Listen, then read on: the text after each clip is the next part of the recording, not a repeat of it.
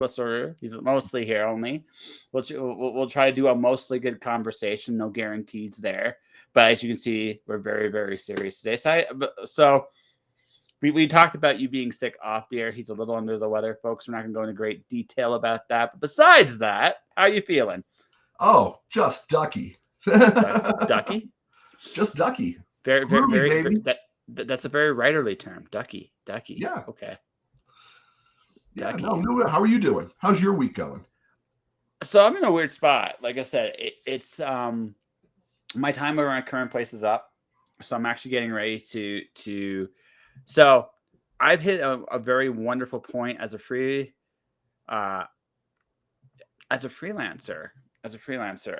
I can regularly hit 4 figures a month as a freelancer now, which is actually a really cool thing. Yeah. But it's not quite at that steady point I can make a living thing at.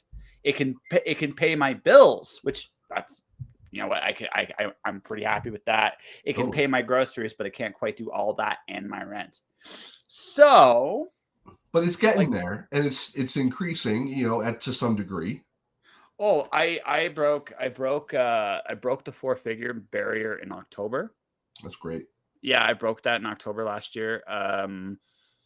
It's now some months, and now there are still some months where I dipped below that, but I was still in that like vicinity for a bit. So yeah, it's great when you as a creative hit that point where you can you're seeing tangible financial results. Was there something that you did differently that made the difference between 3 figures and 4 figures? Because now that you're doing 4 and it's consistent, do you see there anything that was, you did differently that made that difference in that transition? It's a combination between time. So this is my second go around as being a full-time freelancer. The first time, the big thing was, I'm going to fuck this up. I might fuck this up. So my first year this is during the pandemic. I went back home because I wanted to see my family during that time. And so I was taken care of for the first year and a bit. And I only made something like probably 3, 4, 5 grand for the whole year. Yeah. But again, that's how it starts. Yep. Year 2, I go back. I do some temp work here and there. I'm not working a full-time schedule except for a couple times in that. But because I'm at this point in my life, I don't want to work a full-time schedule. That's like I've hit that. But that's also an important part of the mindset too. You have to come to kind of terms with the fact that there's going to be ups and downs. Like this month's a down month. Next month is going to be an up month, right? There's going to be months you make nothing. There's going to be months you make tons. I've had weeks where I had an 8 paycheck week in 1 week, right? Which is like, that's a weird feeling to get like a paycheck every single day. Yeah. Right. It's a weird feeling. Been there. Absolutely. Yeah. Right. But then there's this gap sometimes. Like right now I'm in a gap. So I was contracted to do an immigration show. And it's the first time in my life I've ever been fired for doing too good of a job. Right. It was a weird headspace to be in. You take the show, it hits a new heights. They want to change the direction of the show. You're not planned for the new direction of the show. That's fine. Like I said, I'm not like upset or bitter about it. It's just how it worked out. Sure. So I'm like, okay, so what can I do with the skills I have? And then it occurred to me, like as we're talking right now, I have a big mouth, right? And I've had this conversation myself. Yeah, I have a big mouth, but what I'm really good at is I can look at people and kind of figure out their strengths and weaknesses and kind of bring the best author. I've done some commercial stuff. I don't know if you've seen it at all in the last couple of weeks, right? If you have, cool. If you haven't, that's fine too. Stuff you posted online and stuff, yeah. Yeah, so I think I could build like content for creatives to help them with in terms of marketing themselves. I'm not doing the marketing for them, but I'll give them like, okay, this is your personal brand. This is an idea, which is very important actually, because and this is what you talk about when you have to talk about yourself, which I think for a lot of writers is probably a needed thing and not a lot of So yeah. My take on the writers thing is weird because I come from, and you've been part of the writers group that we're both in for a while now. I come from the film world, and in the film world, they have a lot of the same problems as the writers world. when it comes to things like promotion, self-promotion, getting their work out there, marketing in general, branding, especially stuff like that. The interesting thing I'm finding in the author side, though, is that I find that the authors are told much less that their audience means something before they release something and only after they release something. Doesn't matter. So, for instance, when I'm finding a lot more people are being given advice on writing for your audience. And like, okay, there's writing for your audience, there's also writing for you personally and stuff like that. And you hope that at some point those two things intersect and you create something that is palatable for everybody. But I'm finding that if you even go, especially any type of genre fiction, if you go outside of these very specific and very arbitrary lines of science fiction, fantasy, supernatural, horror, this, that, romance, especially. If you go outside of the very specific set norms and patterns and parameters of those things, you will alienate. I'm being told, oh, you'll alienate your audience. They'll never come back. You'll be done. And I'm like, so basically, what you're telling me is what everyone wants to read is the same thing over and over and over again. And it frustrated me all to hell. And also, when I'm talking about, we're talking about marketing, they're saying, oh, oh, submit to the contest, submit to the writing of the festivals and the this and that and the other thing.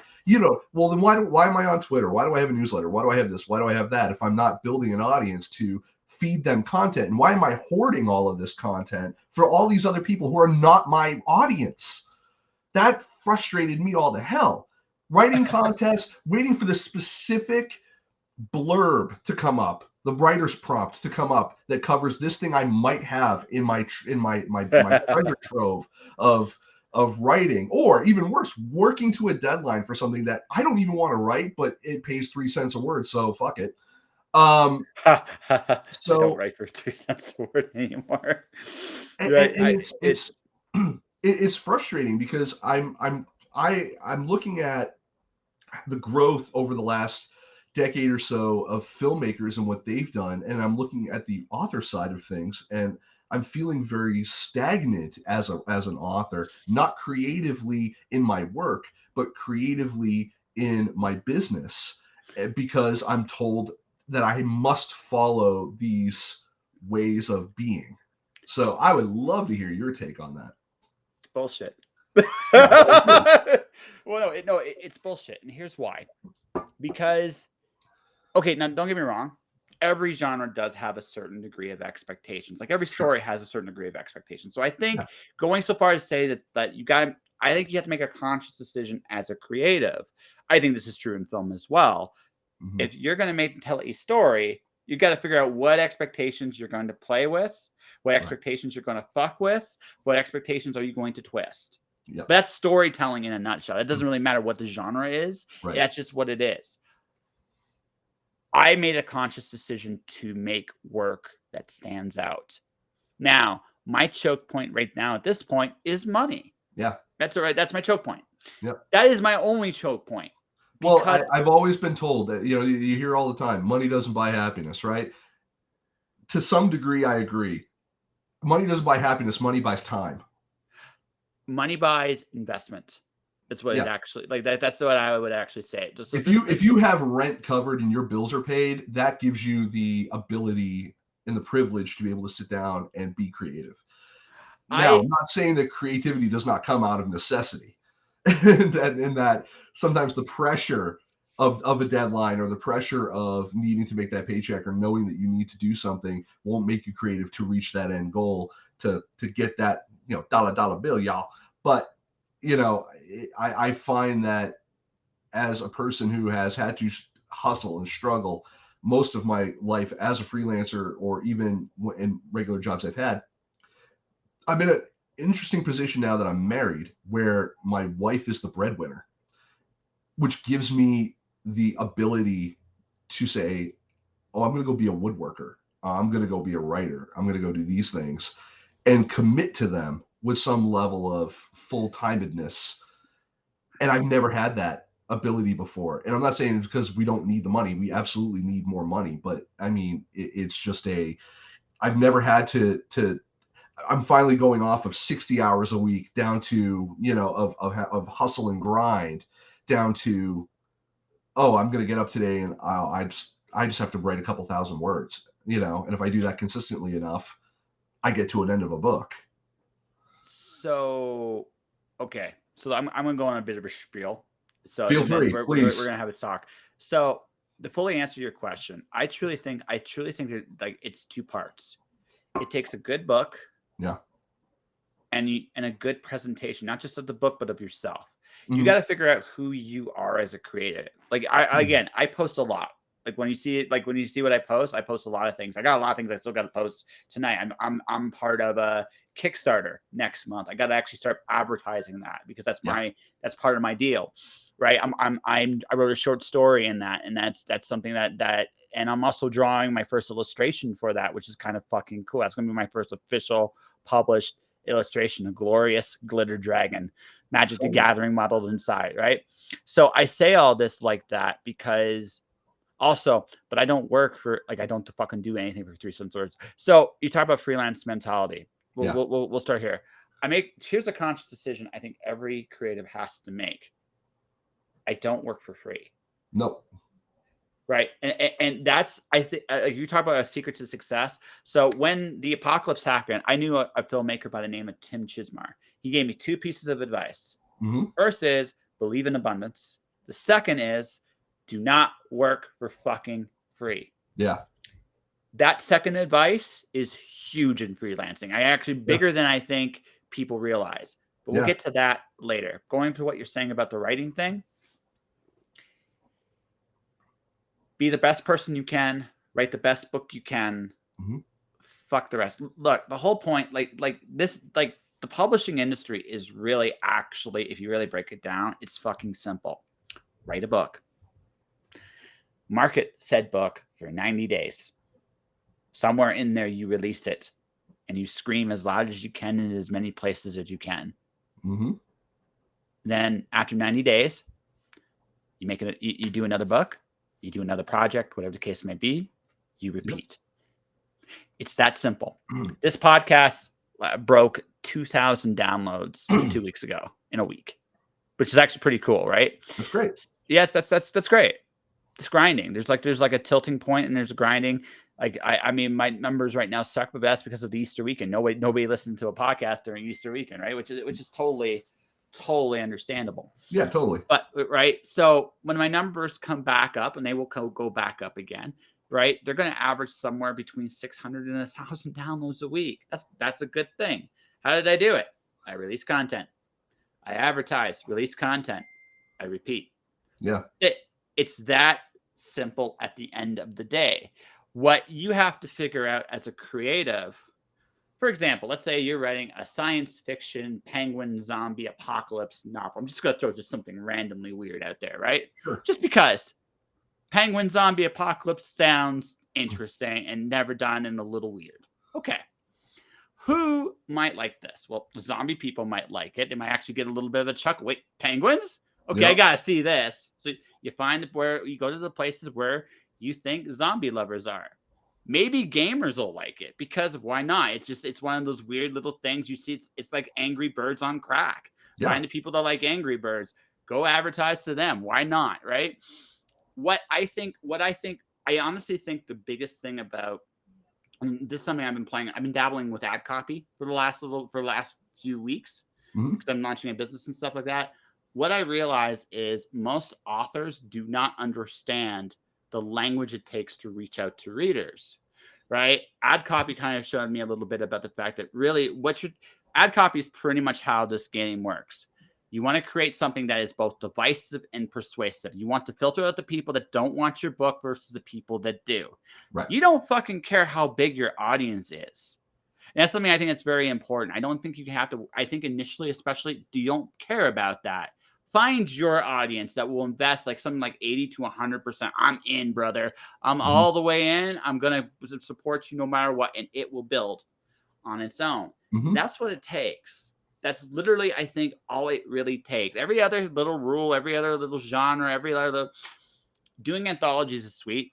They can actually be really sweet. And if they're the right anthologies, absolutely you should do them.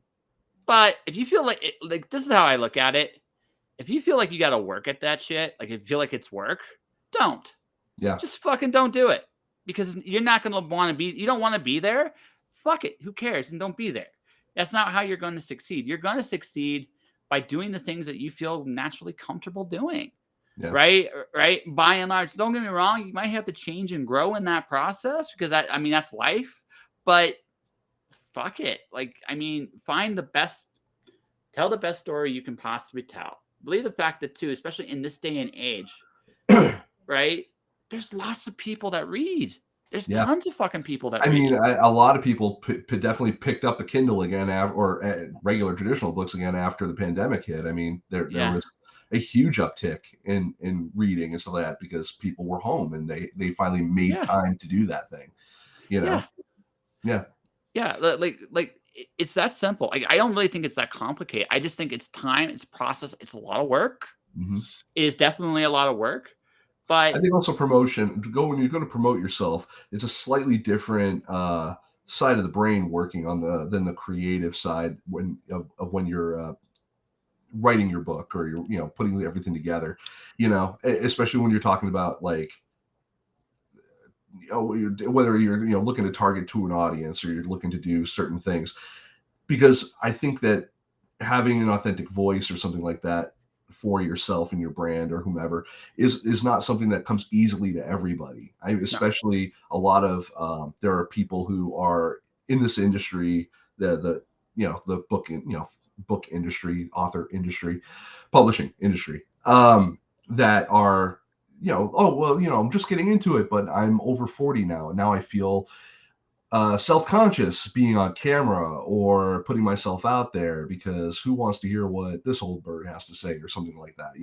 And I'm over 40 myself, but I've been on camera since I was in my late 20s, doing this shit. And I will say it's there are some parts of it that are the absolute same from the film industry to here, and then there's other things that are 180-degree differences. And as I've gotten older, I do find that there are some things that are, I'm like, I put a decade into the film industry. I don't know if I have the same amount of energy to devote to this as I do to that from when I was doing it. And I don't, that's something that's a conversation I got to have with myself. But it's just, it leaves me to go like, okay, let's work smarter, not harder. Right. So we know how some of this stuff works. We know how marketing works. We know how this works. Let's not necessarily try to find where's the cheat code at, to some degree. well, And it's weird because this might be different for different people. mhm. I actually have an audience that I could tap for this, if I wanted to, but I'm trying to go kind of different, like outside of my old audience. I have a like when I was doing this website called Film Snobbery years ago. I was a film critic, and I got to travel around the country. It was great. I had an awesome time. I still have. Once I was done with it, I knew that I would continuously use it as a crutch, but it wasn't earning me any money, and it wasn't really doing anything to help me in any other way. So I had to kind of like put it away. But so to not use it as a crutch anymore, I just nuked everything, every profile, everything I could find that had Film Snobbery and my name on it. I just burned to the ground, with the exception of one thing, because my wife does social media for a living and she would divorce me if I deleted my Twitter account, which has 140,000 followers on it. And she keeps asking me all the time, well, why don't you just talk to those people? And I'm like, because it's not about that. I don't want them to follow me because of that. I want them to follow me because of this. This was something that people only talk to me for some degree when I could offer them something, which was access or a review or some other kind of thing related to their film. Now I wanted people to come to me, not because of what I could offer them, but because of what I was offering. And I wanted to kind of, to some degree, turn the tables and not just go, oh well, I'm me from that guy over there, so read my book. Those two have nothing to do with each other. I disagree. I know it's a personal brand thing too, and I No, get no. that. Well, it's not even that. I think you've built an audience, man. And the thing is, it's not because of film snobbery. it's because of you. Partially, yeah. No. More than you think. Okay. Right? Or more than you think. Right? You touched a chord. If you get in that many people to touch a chord with you, you're doing something right there. Now, maybe again, yeah, you want to shift gears. Totally get that. I Sure. understand, like, wanting to make a change. But those people still know and follow you even now. That should tell you something right there. Right? They're not disappearing. They're not going away. So why aren't you talking to them? You could just and you can just go like in the way you would do that would be like, hey, listen, I'm Nick. I'm following a passionate dream of mine to write books because that's not a lie. That's truth. Oh, totally. Totally. Right? Yeah. Right? So why and even if you get 10% of that audience to follow you, there's a lot of authors that would be very envious of you just to even get 10% of that. Yeah. Right? So I mean, I don't understand like in one sense, your wife is absolutely right. Like absolutely right. And you need to cop up to that, right? Why reinvent a wheel you've already built? Instead of doing that, just use the wheel and change course. No, you're not wrong. I mean, the idea, because the question then becomes, well, if I already did, well, all right, it's two things. One, if I did it, why don't I do it again? But that also runs, it undermines the whole like, well, work smarter, not harder kind of thing. Like, if I already built the wheel, why am I going to go, do it again? Like I said, I think it was just I wanted people to follow me for me, not for that. You know what I mean? And I realized, yeah, the two are one and the same in a way, but it was just kind of one of those like I wanted to leave that behind and make it kind of in a different way. I kind of get that. I I know it's get me being stubborn. It's completely me being stubborn, and yeah. I may entirely shift gears on it, even based on this conversation. But, Well, but no, I'm just saying, like you got something that I don't have. Like I have 3,500 followers on Twitter. It's not a big audience, but it's not small. But no, it's solid. It's solid, yeah, right? I have 2,600 people almost on Facebook. I have 1,300 people on LinkedIn. I've mhm, done a pretty good job on the networking thing. totally, You have a fucking and all of that pales to nothing compared to what you already have. It's a gift in your hands, legitimately. And all you have to do, like literally, the simplest thing to do is just communicate to your audience honestly and profoundly that you're going in a different direction. That's all it takes, right? It's that simple. Hey, listen, I really love doing this, but I'm doing this and I love this more. I want you to come with me if you can. mm, You do that again, you will divide. Will you lose some followers that way? Sure, you will. But the yeah. ones that stick behind are going to support you. I like, dude, you're talking cheat code. Dude, you've got the motherfucking economy code on your hands right now. Why aren't you pressing the buttons? Up, down, down, left, right. Just do it, man.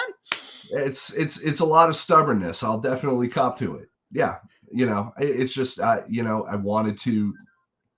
wanted to do it differently, and maybe, like I said, maybe even based on this conversation, I'll think differently. But you know, I don't know, man. It's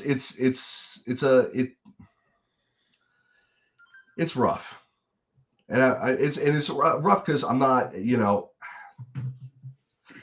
not wrong, and by me saying you're not wrong, I mean I'm wrong.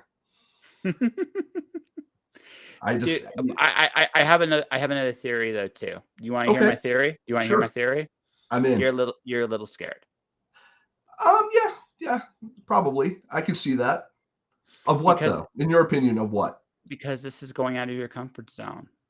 You went from something you were very comfortable doing for a very long period of time. Sure. The author thing is you've seen my drawings, right? On the Yeah, air? yeah. Okay.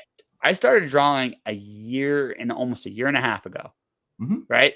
I haven't been drawing for very long. I like to think I've improved quite a bit since I've started. I don't know how long you've known me. I can't remember when I followed you exactly on Twitter. But you go back far enough, you'll see definitely the progression between where I started and where I ended. Sure. Right? I was terrified when I started illustrating because frankly, I was like, well, what if I suck? Right. What if this doesn't work out? And then I had another really wonderful thought. So fucking what? Right. This is what you want to do, so just do it. And let things your job is not to succeed or fail. Hmm. That's not your job. Your job is to do everything you can to put yourself in the best positions to succeed. I have 9 rules to success, right? The 9th one came from the pandemic, but the one that really applies to this one is the idea it's rules 4 and 5. Rule 4 is Mhm. it says the rest is rain. Colleen Duran is an illustrator, a comic book graphic novelist, a very successful comic book graphic novelist. One of my favorite quotes from her is, the paradox of success is that you can do absolutely everything right and still not succeed. True. Right? The flip side is, if you don't do those things, you're guaranteed to fail. Right. Right? So It's the right up there objective, with the old Gretzky, like you miss 100% of the shots you don't take type of deal. that is something totally up there. Yeah, it's along those lines. But Yeah. the important thing to understand, and this is the hardest thing that the thing this rule is saying, life is unfair, Right. inherently unfair. So even if you do everything right, sometimes that unfairness is going to say, "Fuck you, it ain't going to work." Your job is not necessarily, that's why I say your job is not to succeed or to fail. Your job is just to put yourself out there to the best ability you know how to do. That's it. It's not that complicated. It's not that like ridiculously hard. Right. That's the job. That's it. Next goes to rule 5. Get out of your fucking way.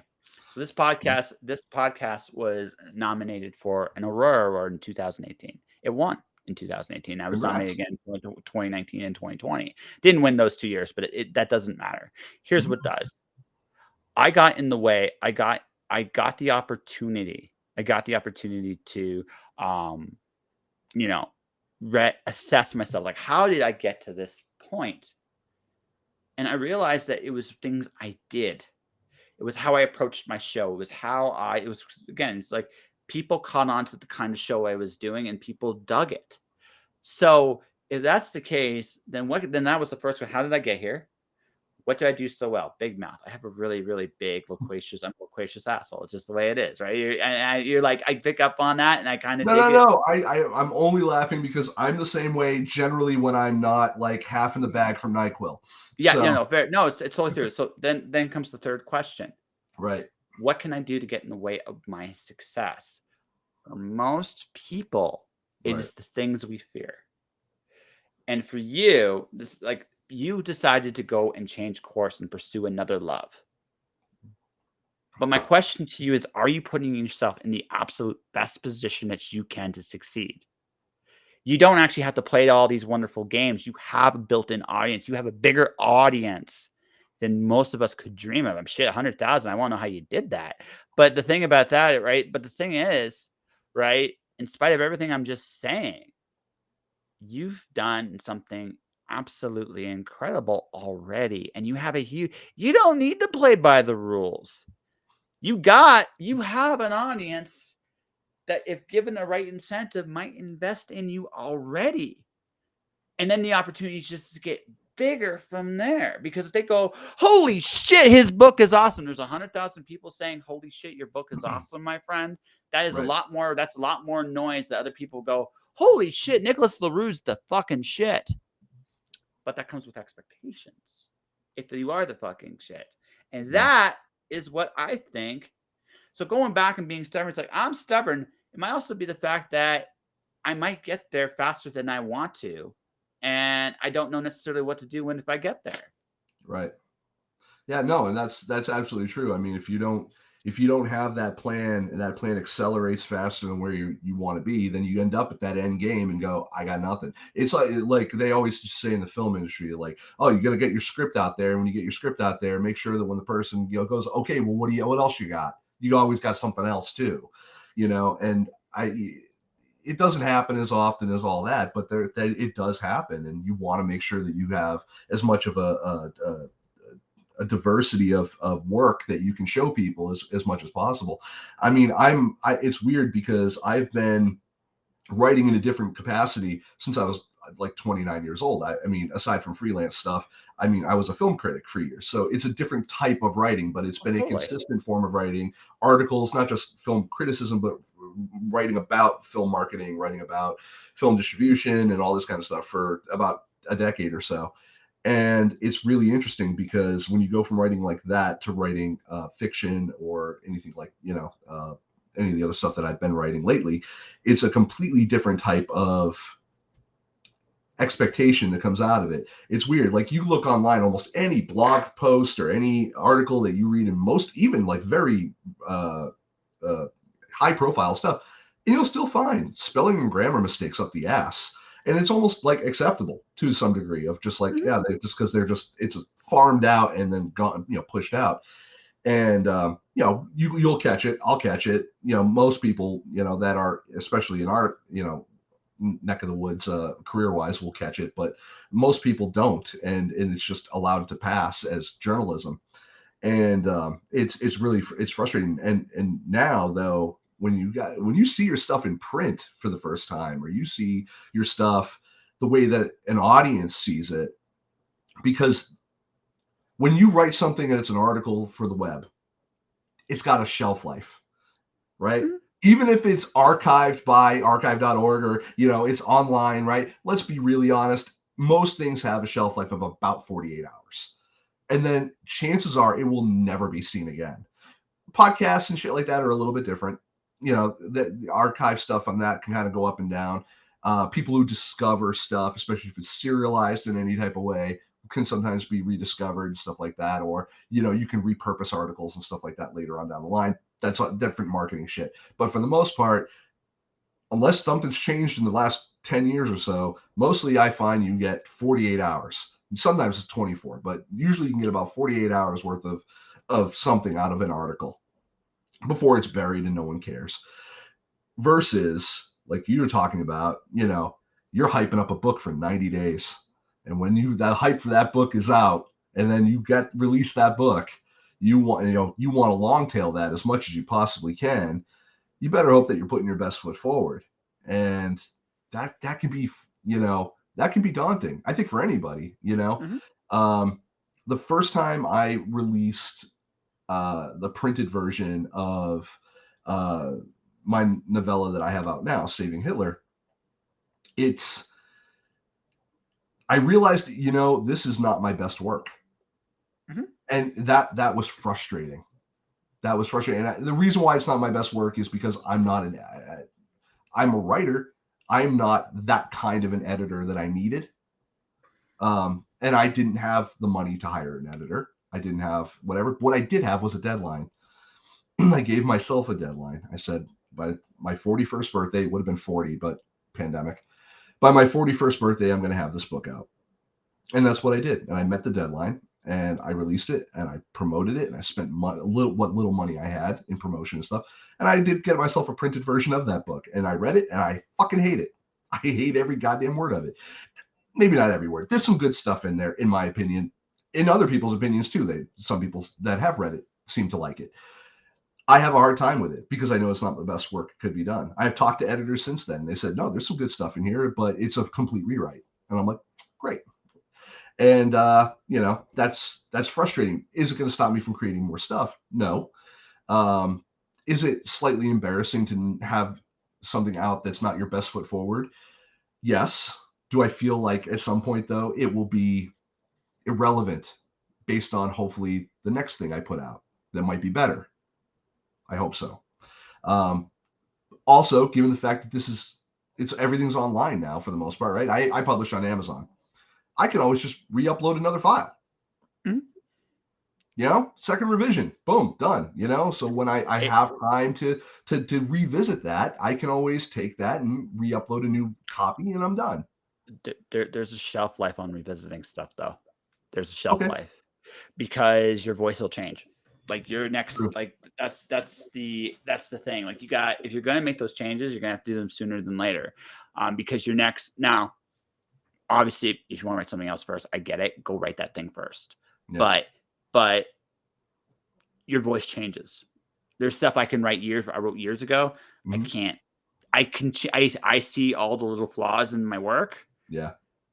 but I can't change it. There's a couple of reasons for that. One of them is my voice is different. I don't have the same enthusiasm to going back and doing something and polishing it up. Like I can polish it up a little bit and definitely maybe make it better in tiny ways, Yeah. but I can't alter the book in big ways because if I do that, I'll change the book, I'll change the voice, and the person that wrote it at that time is Right. completely ignored. And honestly, I cannot match that person's enthusiasm for that work. I just can't. There's no Do way you for me to find do. that when you're writing, you get into the story world of in the heads and the minds of the characters that you're in, and then once you get to the end, you kind of have to like you kind of divorce yourself from it a little bit, and it's A little harder to bit. get back into that mentality of that world again. It depends on the book, on the story. So I do epic poetry, so I'm talking about, like, stuff that stands out. Like, I do stuff that really fucking stands out. I don't try to I just try to be me. I don't worry about anything. And that's not for everybody either. And the Right. downside of here's the thing, everything has a downside. I'll just say mine. The downside with mine is Mhm. mine stand out so much that some people may never give it a chance.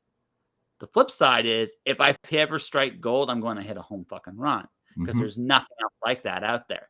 I'm choosing the path of standing out. I'm choosing again, being divisive, but also being persuasive because the people that are going to really be into it are really going to be into it, right? Right. That's how it works. So here's going into this. I'm writing a novel right now. It's a Russian fairy tale mixed with the Knights of the Round. Getting back into that world's not going to be hard because the concept of the character the concept of what this is to me won't change that much. The Right. character will changes, but and my voice will change as I write more and more of this character. But the concepts is so easy for me to get into and get out of. My first epic poetry series, Mhm. I always feared I couldn't get back into the world, but once I started writing it, it actually came back easy. But I couldn't go back and write the first book again either. I could write Mhm. another book in that world. I could get that voice that way. I could, Right. it's like I have half a time machine. I can kind of go back into that world and I can go Right. forward in that world or tell a different story in that world. Right. But I can't tell the exact same story because I that's understand. Yeah. My yeah. my plan for this to kind of not remake it per se, but to kind of bring it up to the standard quality that I expect from myself. Which is different than what other people may expect from you. Because especially if you're a new author, there's zero expectations really. People are just wanting to hopefully go for a ride and they enjoy what you have, and hopefully they'll want more when they're done. But my plan was I had two other novellas in my head already ready to go as part of this that are set in the same story world. So what I was hoping to do was basically write one, redo Saving Hitler as part of it, and then write the other so that there's some kind of bookending going that will tie everything kind of together, and then it will go into a bit more of a collection type of situation. So it's not just out there stinking out by itself, and you know, and hopefully has a little bit more context and broadening that world of what it is. There's a window. Like I said, you can do it, Yeah. and but the farther away you get from doing it, the Right. harder it's going to be to do that well. Because again, that voice disappears, Yeah. No. Totally. or actually, that's the wrong word. It evolves. It evolves. It Yeah. I evolves, can definitely see that. and yeah. So you don't have the ability to be.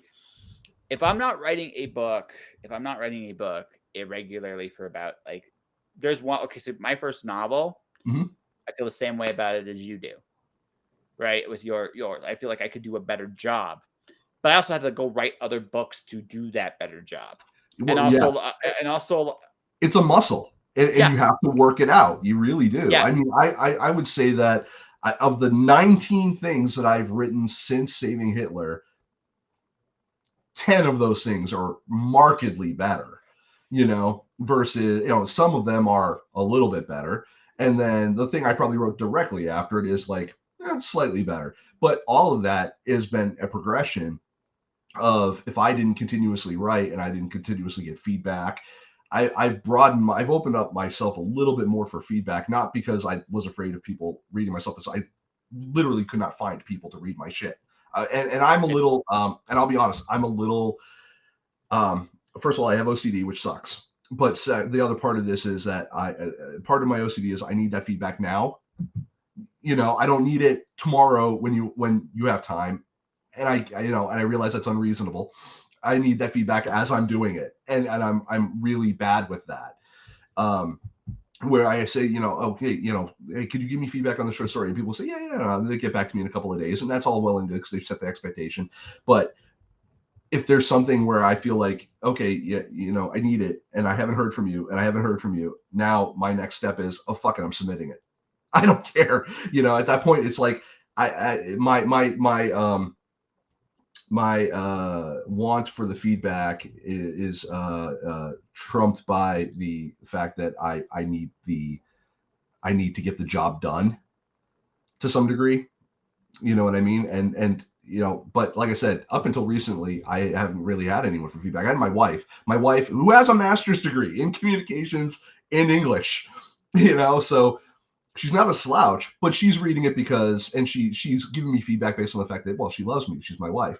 And she loves everything I write, supposedly, apparently, because half the stuff that I had been called out on for when I finally was able to talk to an editor for Saving Hitler specifically, she was like, well, yeah, I did. I guess I didn't see any of that. And I was like, you were reading it for enjoyment, not because you. Oh, that's yeah. I mean that's like, again, you I know.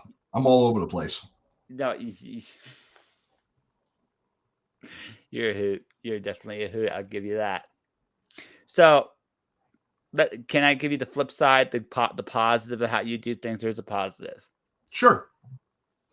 Oh, and it's not how I want to do things. It's No, just up until now how I've done things, very yeah, honestly. but that's Because not. quite frankly, man, I've reached in the past 2 to 3 weeks or so, and this is almost 90% of this is probably cough medicine talking.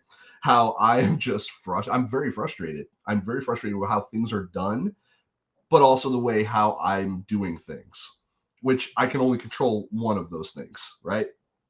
And so this is my therapy session for this. Oh no, So I know, I know. I've been your psychologist for the last almost an hour now, and yeah, it's okay. It's okay.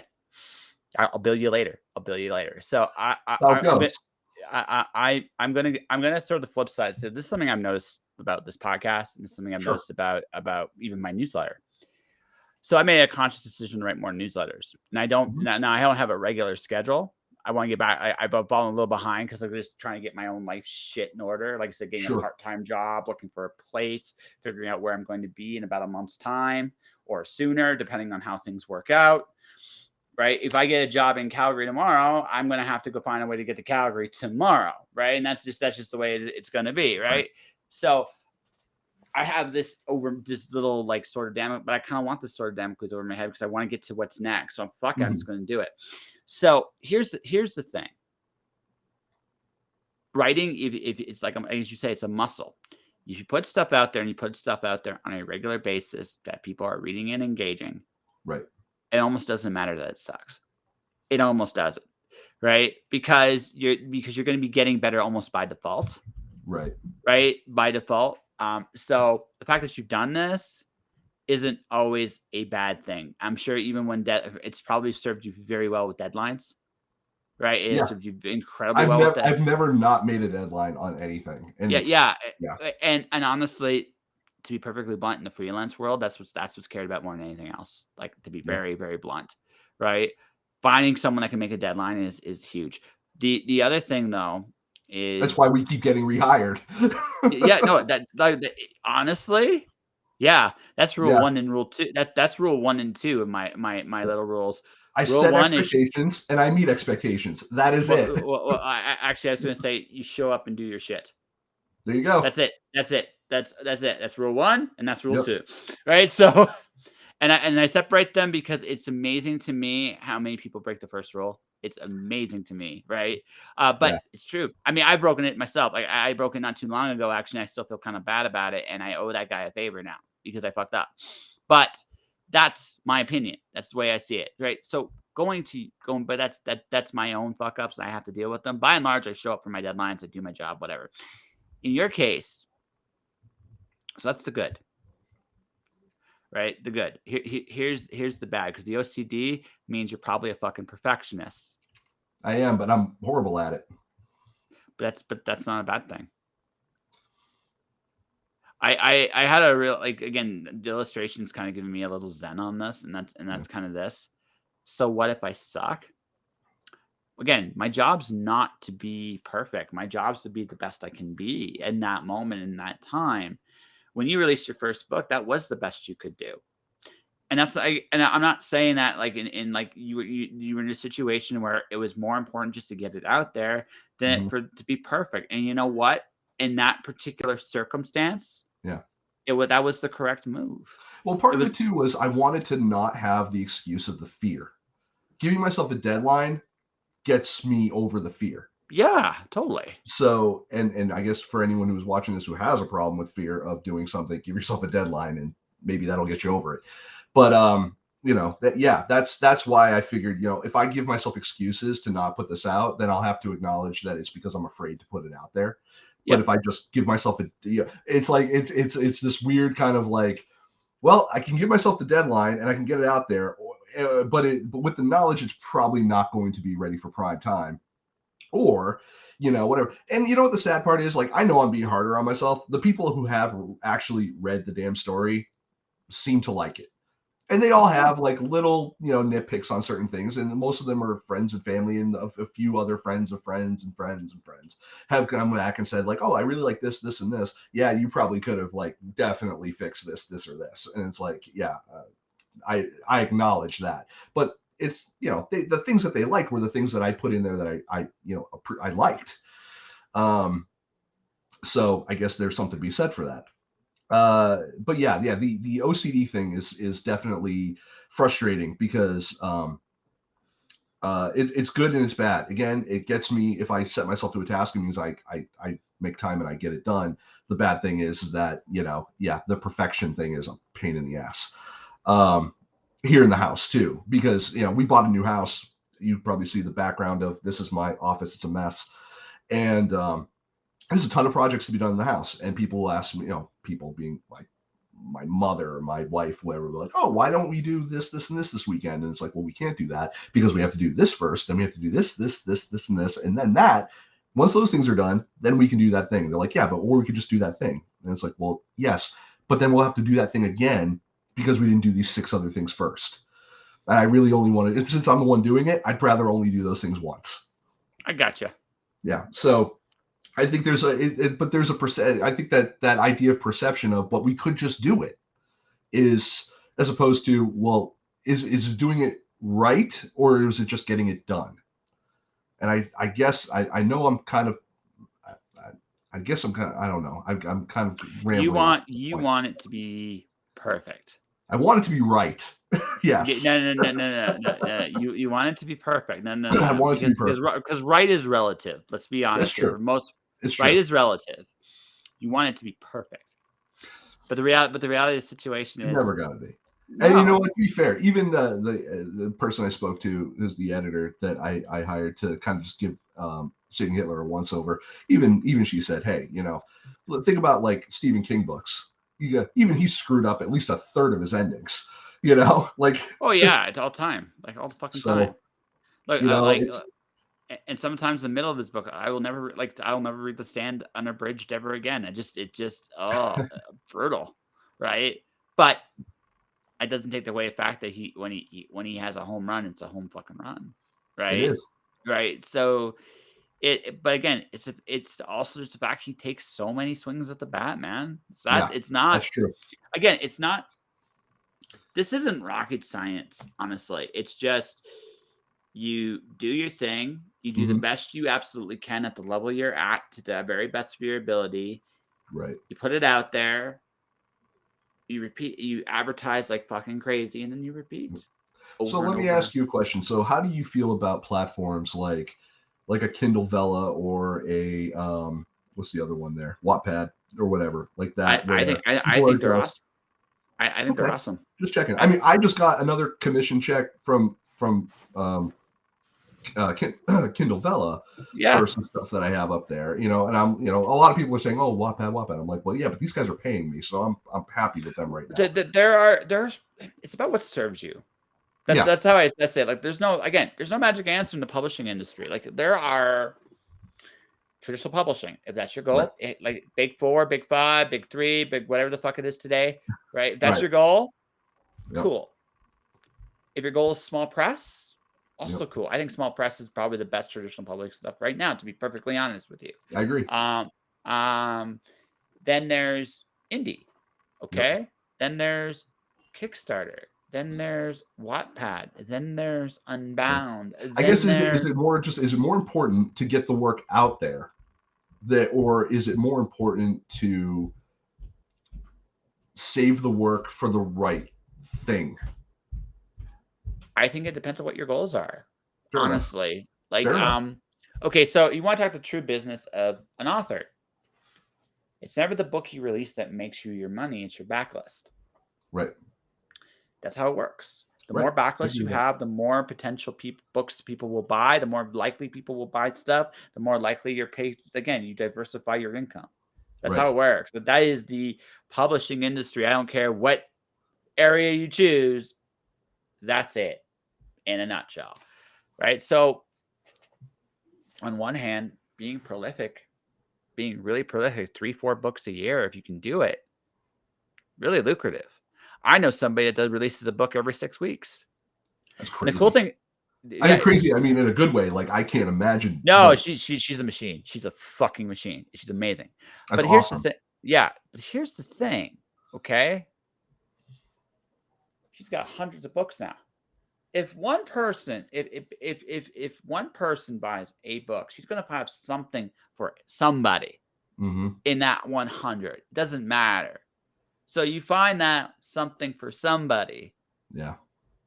And it's more likely it's going to happen. So that's why in my writing too, I'm trying to experiment with different genres too, because I want to be able to see it. Can I do romance? Can I do science fiction? Can I do regular genre fiction? And there's no reason you can't do any of any or none of these things. I did right? my first. I mean, again, just having described my wife and how she likes all my shit anyway, this probably is not the best thing, but I did try my hand at my first romance short story, and she's like, "Oh, this is my favorite thing you've written so far," and I'm like, I don't know how to feel about that, but okay, thank you. I must have done something right there. Well, that means you know how to seduce your wife. Good on you, man. Some guys don't know how to do that, right? So, right? But yeah. Well, no, I mean, hey, listen. Like that's just the way. If your wife likes it, she likes what you do. Good, kudos to you, my friend. But that's the good, right? The thing about it though is, you can do that if you want to. Like, there's no rules really in this game anymore. Not in the way that people think anyway. Right? Yeah. So what do you want out of this? Do you want money? You can do that on Kickstarter if you want. Can you get 100 people to invest $30 in your book? The answer is yes. You got a Kickstarter campaign. It's like, that's breaking the numbers down right to its core. Can you get 100 people to put $30 into your thing? If the answer is yes, you can do a Kickstarter, right? That's simple, right? That same 100 could also serve you in a small press. The same 100, right? Or maybe it's not 100 in a small press. Maybe it's 1,000. But it's about number. It's okay. What do you like? Who's the audience you want to reach? Right. Who's the audience you want to reach? And what do you want to do? That's how it works. Yeah, no, and that's a great question. I mean, if you would ask me a month or two ago, like, oh, what do you want to do? Oh, I probably would have just said, oh, I just want to, I want to sell some books. I want to do this. I want to do that. I want to get eventually traditionally published. I want to get represented. I want to get this. And then if you'd asked me a week ago, what do you want to do? My answer would be this. I just want everyone to leave me the fuck alone so I could write. That's all I want to do. And I just want people to enjoy it. I want to get it out there for people to enjoy.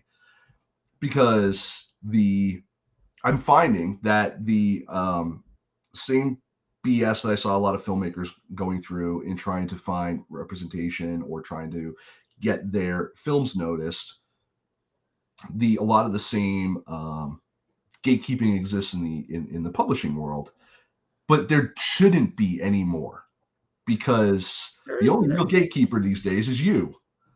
Because if you can get yourself an audience, then you don't need someone to tell you that they can publish your stuff or that they can whatever, because like, I'm already doing it, so it's at that point it's more stigma. Oh, you're not traditionally published, you're just doing this on your own, or it's just this. Okay, well, at what point does that opinion not become important? So I published a poem that matched up Alice in Wonderland and Greek mythology called Alicero.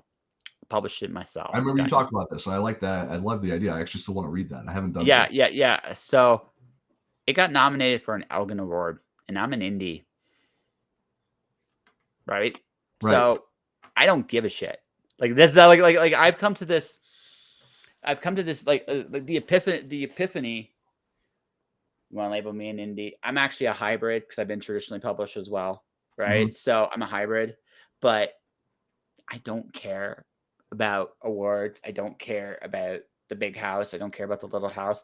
Don't get me wrong. I'm not like against these things. Again, there's a Right. very specific thing, right? But my thing is, okay, I want to do Kickstarter. Why do I want to do Kickstarter? Because it's the fucking Wild West. It looks so fun, and I have some really cool ideas of what to do there. Yep. That's what I want to do, right? And going And if you and have the audience to pull it off, why wouldn't you?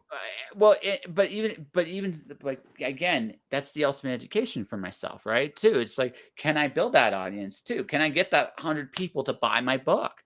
And if I Right. can't, that's fine too. I learned something. I don't give a shit. Like Yeah. that's where I'm at. Like I'm literally at that point in my life is if people want to, I want to tell the best stories. I know how to tell the stories I really want to tell. I want to Yep. take Alice in Wonderland. I want to also add that board game to it so I can complete the story I want to tell there. I Yep. want to do that. Again, something that stands out and is different. That's one, right? I got another story I kind of want to do is like I'm a big fan of Darwin Cook's Parker novels. I want to do I something love like Darwin that. Cook. Yeah, I'm a Darwin Cook. I love his Parker novels in particular. I think they're the best. I love New Frontier, don't get me wrong, but I really love his crime novels. Like when the Yeah. illustrations and stuff, like I love that. I want to make my own because fuck that. I'm drawing my own illustrations, a homage to Fahrenheit 451. Why? I want to. Can I find an audience for all of these things? Yeah, I think I can. Yeah. Right? I don't have again, maybe I'm being overconfident about it. Maybe no one wants to read my shit. But I don't give a shit about that either. Well, it's not going to stop you from creating it regardless, Yeah, because yeah, it's yeah. not what they want to do, it's what you want to do. Yeah, So you're just hoping that there's an overlap in what you like and what they like. And yep. if the internet has taught me anything, is that there is something for everybody. Exactly. And that's the So thing. So my challenge is really simple. Can I advertise to the right people at the right time? right. That's it. I'm making this sound really fucking simple, right? But that's what I care about. I don't Yeah. care about anything else, right? Because nothing else matters. Do I care? Like seriously, let's say I go on Kickstarter and I get 10,000 sales. Right. Do I care that it's from Kickstarter? No.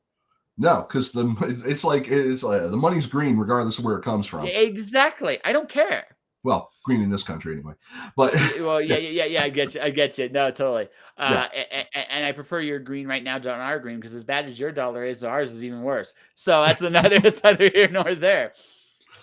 But again, it's about making these honest goals. Like I don't have an ego anymore. I don't need some permission or I don't need some recognition from I don't give a shit. Right? I am all about one thing at this point, and that's building my audience, telling the best stories I can, and hope that they enjoy it. And if anybody else likes it, fantastic. And if they don't, fuck them. I don't care.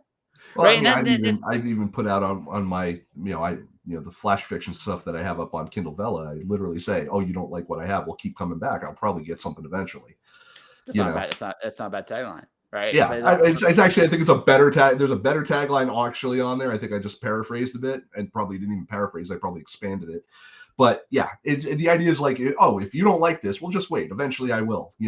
Type of yeah, deal. but again, it's looking at this honestly, right? What are your Yeah. goals? What are your goals? That's it. You don't have to play by any of these rules. Now, if you want certain things, okay, let's say you want a big traditional publishing deal. Maybe you want representation. Yeah, you got to get representation. But you know what? So what? Well, not necessarily always either. If you meet the right publishers at the right time, you might get in. You never know, right? Or even, but worse, what if you meet the right publishers, but at the wrong time? Like you're That not actually. like, remember we were talking before, like you're not, like your plans get accelerated and you're not ready for it. So here's the thing. This is the other aspect of the business nobody likes talking about, and that's networking. Yeah. which We're having I'm a generally, when I'm not like almost concussed with NyQuil, I'm very good at. That is one of my this has fortes. been a fun. Tonight, probably not doing as good. No, you're doing okay. I'm I'm getting all your fairly doubts. coherent. No, I know. Oh, no. I'm getting all your doubts and insecurities. You felt like sharing all your doubts and insecurities to me tonight, and that's okay. That's cool. It's like, I don't know. Maybe again, you said you wanted therapy. Apparently, I'm giving you therapy. So, all right. So it's like this, man. I look at it like, again, I'm at a place in my life that I'm like, if I meet people I'm supposed to work with, the right opportunity will present itself to Right. you. It's meant for me. Now, I might not be ready at that minute. That has happened. But if I have a good enough relationship and a good enough attitude, they will remember me when I come back later. Yeah. That's the thing. It's not really about, like, whether it's if it's the right time, it's the right time. If it's not, it's not. It's about how you conduct yourself with those people in those moments. There's a networking aspect to this business. There really is. Mm-hmm. And I mean, that's the part. It's about how you present yourself. Do I want somebody that's going to be a jaded, insecure motherfucker that doesn't really believe in his own work? No, I don't want to work with that. But if I want to find somebody that's passionate and wants to do the best they can and is willing to be enthusiastic, I'll work with that all goddamn day long. I'll Yeah. work with the other one too, but you got to pay me a lot more money because I am that kind of whore. But No, that I get it, and yeah. when you can set your price that way, then that's Oh, then you're in a good position. you can always set your price that way. You can Yeah. always do it. Like, it's just that's the again, it's one that we're going to freelancing. The biggest lesson I learned in freelancing really early on is that the higher your price tag, the more respect you command. Mm-hmm.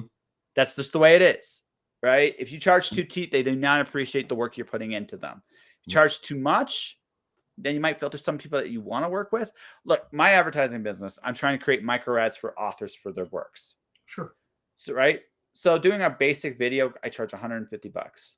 Mm-hmm. Doing a slightly more intricate video, I do $250. If you want me to make lots of footage for different campaigns, my prices keep going up. Right. But the reason they're that high is because I don't want to deal with some noob that isn't going to appreciate what I'm doing. Right. They're going to look at that price and they're going to go, "Oh shit!" All right. Yep. I want that. Well, and not only that, I don't. It kind of in the same playing in the same field.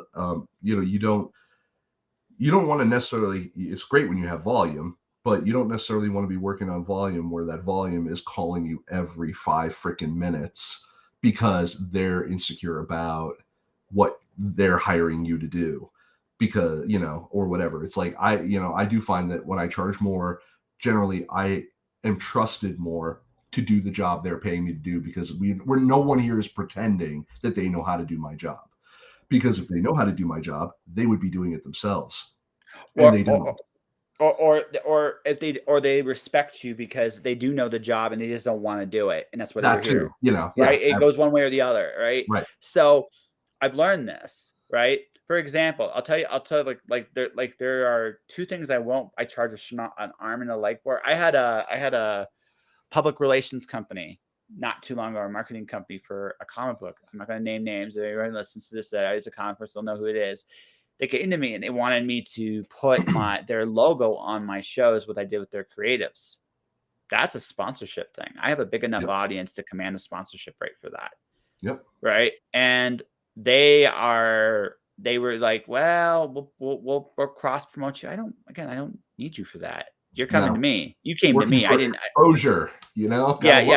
I'm not doing that. So what I did was I sent them. So this is what I did. I treated it like a business. I looked them up, looked at their client base, looked at their clienteles, and I wrote them a very professional proposal. I do work with public relations companies on this podcast, but our arrangement isn't a profit-based arrangement, but it's also a lot very loose as to when and how I do things. They're just grateful their talent is being on a show like this. They're not, right? They're cool with that, and I'm cool with that too. I always need content. Well, it helps them justify their job, because their job is to get them out to promote stuff. Yeah. And so by putting them on podcasts, putting them on other shows, radio shows, this, that, and the other thing, it makes them look like they're doing their job. but I mean, I get something out of it too. I get content, which is Oh, what of I'm course, looking absolutely. for. No, there's definitely Yeah, yeah. a But yeah, there's an exchange there. But again, because I'm doing it under my terms and not their terms, they don't pay for it. If they yeah, want it on their terms, they're paying for it, yep, right? And depending on what I feel the headache would be on that, I charge accordingly, yep, right? So I decided to give this public relations thing what the rate of my podcast commands, hmm and they reject. Now I also snuck in the other proposal, what I do with other public relations companies, because I figured that's still a good deal for them, right? yep. I'm not against getting content from them. I just, again, I'm not gonna put a stupid logo on there without money. That's just Right. the way it is. So the other thing about them was their press releases. One of their press releases was 3 pages. Kind of made me Oof. question.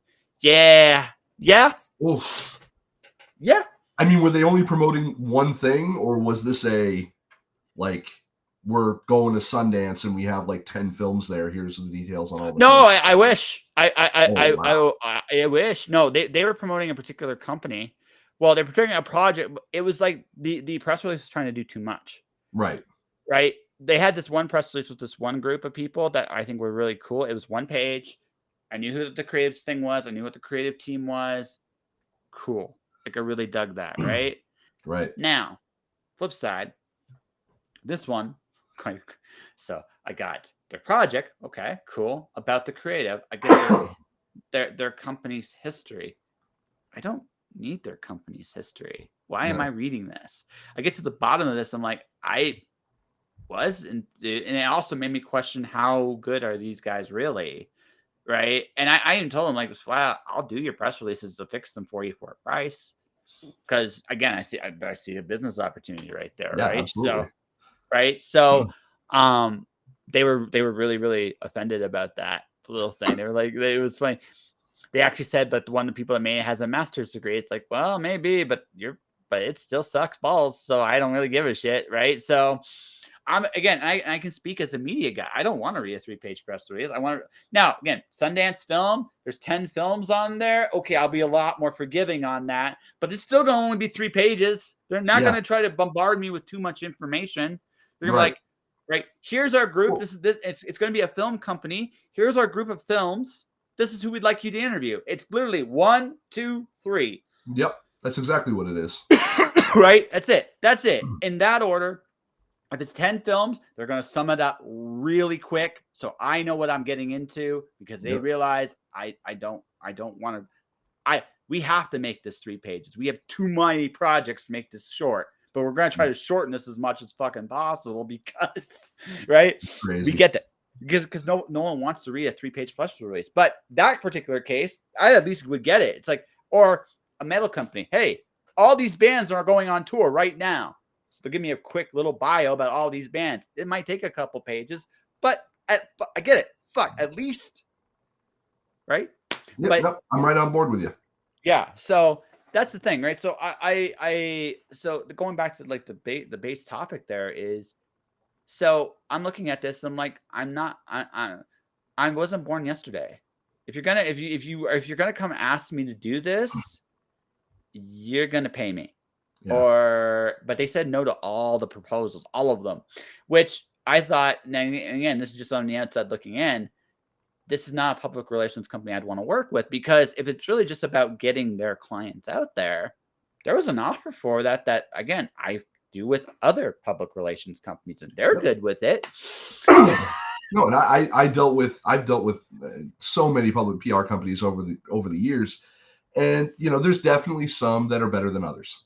Yeah. Definitely, and it's not just the majors that are good. A lot of them are you'd be surprised the amount of, oddly enough, snobbery that comes out of those ones, as opposed to the ones that are really working hard for their clients, and probably also to some degree for their paycheck, but really working hard for their clients and doing their job. And they're not only booking them on my show, but they're going with them to the festivals. They're going with them to, the premieres and the stuff. And the press releases are coming out, and they're really good. They're really well written, concise, to the point, easily, for me to be, as someone whose job is to take that stuff and make content out of it, whether it's written, audio, show, whatever, I mean, that stuff was, I always appreciated that. And I always had good working relationships with those people too. Oh yeah, no, like like those are I people I would call up and I'd be like, hey, I need someone for a show this week. You got anyone who's doing anything? And 9 times out of 10 be like, oh yeah, by the way, I got so and so. Is that good? And I'm like, that's 10 times better than I thought I was going to get. So yes. so yes. So I the metal public relations guy sent me like a bunch of guys. Like yesterday's podcast was like the silliest thing I've ever fucking done in like years. It's like a metal band. It was a metal band. Fantastic. We had a lot of fun. It was, again, my metal band interviews tend to be a little shorter than average, but that's because, again, I'm still getting myself a little bit steeped into that world, little by little by little by little, understanding a little bit more of that business. But even so, it's also just 4 guys goofing off and having fun. That was I love that. It's like those are like some of the best. So those are like some of the best shows. So no, totally. Yeah. There were definitely some shows I've done where it's like, you think you're like, oh, how am I going to freaking, because I think my interviews used to be about, it was either half an hour, an hour. And I would think, oh my God, how am I going to fill this time? I cannot imagine I'm going to talk to this guy for like more than 20 minutes, maybe even more than 15. And then by the time the end, I'm like, well, unfortunately, we're out of time. And it sucks because I really was looking forward to talking more with you. So, but that's the excuse to bring them on again. Yeah. Well, like I said, I got a big mouth. I no longer have that problem. Now I have to teach myself to shut up. But that's where I'm at. But here's the thing, right? Like again, looking back, like this is a game of respect and belief. When you get freelancing in that is literally freelancing in a nutshell. It's a game of self-respect and self-belief. And you cannot let, and something else I've also learned is don't give a shit too much about when you hear someone give you this great offer. It's like, fantastic. That's wonderful. But then let's talk about it. Like, okay, I got my first client. We're talking May 1st. We're going to talk about what she needs, what needs to be done. I get paid on the 5th. I start working on the 5th. Probably going to work that week. But like as you say, I set my prices not just because I want to filter out the people that are serious about this. But you're right. I don't necessarily want a high quantity of work either. I'm at that point in my life where it's just like, if I can work smarter and harder than harder, I'm going to, right? Yeah. But again, this is why I only need a part-time job right now. I don't need I still need a steady enough thing to where this really takes off, but I'm seeing results. So why the fuck wouldn't I keep going down this road? Right? No, I might be working at Wendy's in a fucking month. I don't give a shit. Right? Yep. No, I mean, if you're doing something right, keep doing it until for some reason either you fall out of love with it or it's what you were doing right fails to continue being correct or right or whatever word we're using for that. So, we can, it's those are the only reasons to stop doing anything that's working. In which case, with film snobbery for me, I had to stop. I stopped because number one, I wasn't in a position anymore to be as effective as I wanted to with my audience or the people I was trying to help, independent filmmakers. And also just the landscape had changed. It became not profitable, and I was making a living steadily off of it for 10 years. And when you can't pay the rent anymore, that's when it's time to go out, Yep. Well, that's when you got to change, right? But it was out of habit. I kept trying to go back. And, because you do something for 10 years, you wake up and you go, what am I going to do today? I'm going to go do the thing that I did for 10 years that made sense to keep doing. And especially if you're having a bad day, you have like depression or something like that. Like you go like, oh, but I want that thing that was the comfort. It's almost like it's your comfort food. And so, like I said, that's why I had to burn it to the ground because I literally was Cortez. I got to, to where I was going. And I turned around and said, all right, men, burn the boats. We're done, and, and obviously not necessarily the right thing to do, but it was the right thing to do at the time. Sure. And I mean, obviously, you can what if your entire life all the way back as far as you want, but, Monday morning quarterback that shit. But, it's like, you work with the best, most of the information you have at the time, and you make those decisions then, and then you go from there. Now, going back to, even what you said before about, the Twitter account there with all the followers that I have, maybe I will do something with that. I've done some cross posting on that, and it's gotten me some additional, some additional attention, which is great. But I have not used it as my go-to account. I just think that honestly, if and they're still there. I don't know how many years it's been, but if they're still there, it's not just because of film snobbery, it's because of you. And a lot of people have said that in terms of like, even as I was building that brand, because I was the face of it, and whether I wanted to be or not. And it's funny because I think about it years and years ago, how I desperately was trying to find someone else to put on camera who was not me. But then people talk me into like, don't worry about it. You're the one who knows how to talk about all this shit. So go ahead and you do it. Like, Yeah. who cares what everyone, this. Like, I got the face for radio. And they're like, no, you're fine. I'm like, okay, fair enough. And yeah, it became my kind of my baby at that case, thing. And it was good. I got to be like someone for 5 minutes. And I think that was 5 more minutes I ever assumed I would be. So that was all, that was fun and it was good. I got a lot of great perks out of it, paid some rent, got to travel, met a lot of really good people, met a few not so good people. So There's it always goes. one. But with the writing stuff, I really kind of wanted to take that whole part of my life and not necessarily put it behind me, but I wanted to just kind of try something new where I didn't have the baggage maybe of that. Or maybe, I don't know. Like, I think it would have been different if I said, well, I'm going to go from being a film critic to being a filmmaker. Like maybe that would have been different, where I was like, oh, before I was talking the talk, but now this is me walking the walk, but it's different. I don't know. Maybe it's again, conversation I need to have with myself that, obviously you raise a lot of really good points on. Um, just have your wife kick you a few times. Then see you next time. What happened? I fell down the stairs. I'm using my account now. Hey, But at least the account still exists and I didn't burn that one down too. No. She was right to stop. No, I just think you've created a gold mine. People know who you are. Yeah. You like give yourself the best chance to succeed. Whatever you choose to do, man, God bless you. I mean it. Go for it. Good luck. But just make sure you've done everything you possibly can. And going away from, I get getting away, burning stuff to the ground. I've done it. I'm kind of doing it like a little bit. I've done it a little bit again. I mean, I've said it. I'm doing advertising now. I'm advertising creatives to get their stuff out there because I think it's a desperately needed thing. Right. But will creatives agree with me? Right? Like, it's just one of those things where it's just like you look at that and go, well, maybe they won't. Maybe they will. Maybe they But you won't. feel that you have to try and you have to give yourself the opportunity to fail Exactly. Well, it's also an extension. Like, it's an or extension of succeed. Yeah. it's an extension. It's an extension of who I am too. Like, Mhm. I've built you up throughout this episode, right? It's kind Yeah, of what I do. So why not see if I can make money doing it? It makes totally. sense, right? Yeah, Right? absolutely. I completely understand. I completely agree. Yeah. So So you first. You're gonna say something, so I'll let you I'm go. always going to say something. Yeah. So No, I'm just going to say, it's interesting because I do feel like this is a industry where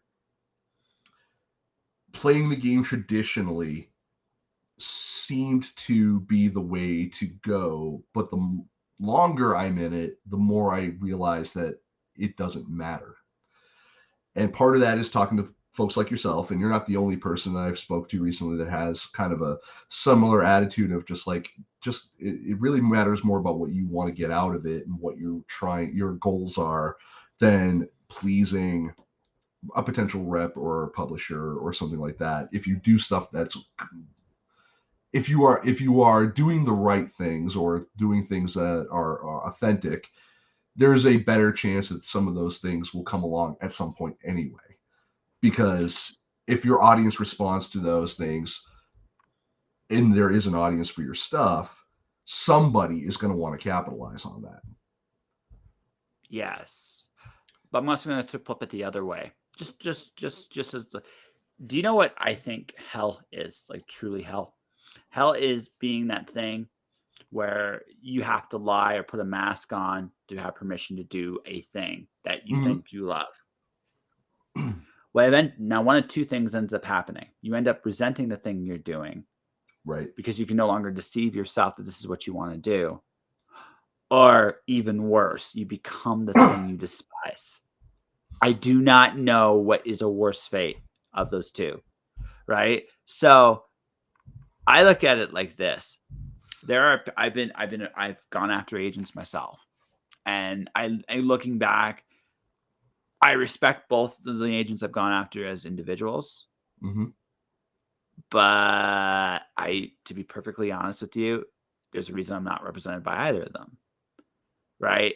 And I got to assume that that's for the best, right? Okay. That's how I look at it. I assume it's for the best because either I'm not ready for them, or we're just not the right people, and that's okay. By the way, Oh yeah. right? I would rather. Yeah. I mean, you have I to would find rather the have someone representing me who's all in on me and what exactly. I'm trying to do. But if you're not all in on yourself, then the agent can't be all in on you either, True. Absolutely right? true. Right. So you got to be like, this is one of those things, like one of those little gut checks. So and by the way, there's nothing wrong with whatever path you choose. I don't Mm-hmm. care. Like you want to go big four, indie, what, like cool, whatever you want to do, right? But if you want an agent, then you're gonna want an agent that's gonna be like, holy shit, you're Nicholas Larue. I love your stuff. What do you got for me? And you're gonna be like, well, damn, this is easy, right? Well, right, that's what you want. Because it doesn't have to be hard, right? I've pitched to Well, big it doesn't have to be hard, and I think part of that is expectation. I yeah. think that the only way that most people fail is because they have expectations. If you don't have an expectation, then there's no failure. I'm gonna push back a Feel touch. free, because I know it's not a perfect metaphor, but go ahead. I don't think expectations is what you the expectation that you can go and make something out of your work, whatever that looks like at the end, I Hmm. think is a very realistic one. And Okay. you need those kind of expectations that you can do great things in order to do great things. Okay. But this is where I agree with you is my ninth rule. The pandemic taught me this rule. I was going to ask you what that ninth rule was when you brought it up earlier. Yeah. So I'm going to tell you what it is. All right. The pandemic taught me is be detached from all outcomes. Because what I've learned in this time, Hmm. by the way, we're not going to deal in politics too much. I don't care which way you are on the vaccinations. I don't care which way you are on protests. I don't care which way you are on your political affiliations. Hmm. That doesn't fucking matter to me. What matters to me is what I've realized is that people have an expectation of how this thing works. Very often, I have found it is based on a feeling rather than a fact. Hmm. Most people don't do the research themselves, don't go into actual studies or government reports or anything like that. They'll just listen to whatever is told and they're going to wonder where that idea comes from. So if that idea does not work, what ends up happening is because you've bought into this idea, and it doesn't matter what it is, by the way, I'm just giving this like the general example, Right. you will find people will resist the changing their ideas. If you fall in love, and let's do this as a publishing metaphor. Sure. I want to be traditional published, and that's the only way I'm going to do this. God damn it. Right. You've shut the door from all these other things. You're done. Now, wanting to be traditionally published, there's a method to do it, and there's an expectation like I can do this. Absolutely. There's no such thing as it being out of reach. Right. But say your romance novel. Is traditional publishing the right way to go? I'd argue indie is a better path for romance than traditional publishing is. That's not to say that traditional publishing still doesn't publish romance, but it doesn't have the speed, and like these people devour those books, right? Yeah. So right, it doesn't have the speed. Like traditional just does not have the ability to keep up with what's going on in indie, right? It just doesn't. So I would I'm argue so that happy that my wife is on ARC reading lists for a lot of those things, because if I had to purchase all of those, I'd have to get a full-time job. yeah, no, I So got you. I got you. So be thankful for the little things, right? But yeah. the thing is, right? But you get my point. Yep. That's not like that's an expectation. Like, I want to be traditionally published, but is that always the right? And again, going back to something I'm saying, is that the right thing in that particular case? Maybe not. Right. Right now, Maybe, like, in spite of everything I've just said, there are lots of romance writers who still have a great career in traditional publishing. Sure. You might fit in that mold. I'm not here to tell you that it can't happen, but don't fall in love with just that there's one way or only one way of doing things, Right. right? You might find that you're better suited in another place entirely. I have a friend of mine. She was trying to get into the big houses for so long, and she was frustrated with that, but she's found her success in smaller houses. And it has worked out wonderfully for her. She still gets her dream of being traditionally published. But does it really matter if it's a small house or but you're still published? You're still Editors published. respect you. You still get up to all the awards. You still get the recognition you want, like she wanted. The things that she was going for, she still got. Right. But if she had been so stubborn about the traditional publishing from the big 4 or 5, she might still be stuck. Wouldn't It's have access to any of that then. yeah, Yeah. exactly. So falling in love with outcomes, no matter what it is in life, not just publishing or any of the political crap. Right. If you can keep yourself detached from an outcome of an event, you'll never be truly in a position where you're like, "Oh my god, this didn't work," and you're gonna be mad and frustrated. Like, you're gonna have your moments of frustration because shit, you both put work into this. And you're like, "Well, fuck, it didn't work." Right. But you're not going to try to deny that it didn't work. You're going to accept it and you're going to move on and you're going to figure out where to go from here. Right. It's that simple, really, right? And the pandemic taught me that rule because I realized that no matter where people seem to stand on things, right? People Yeah. got settled onto their ideas and their expectations and not necessarily what was real or engaging in nuance or engaging in listening because they bought that idea to such an extent that you can't talk to them about anything. So like, why the fuck would I? So it's like, fuck it, you know? No, I get you. I completely understand. No, I mean, I think the pandemic taught a lot of people a lot of different lessons for, Yeah.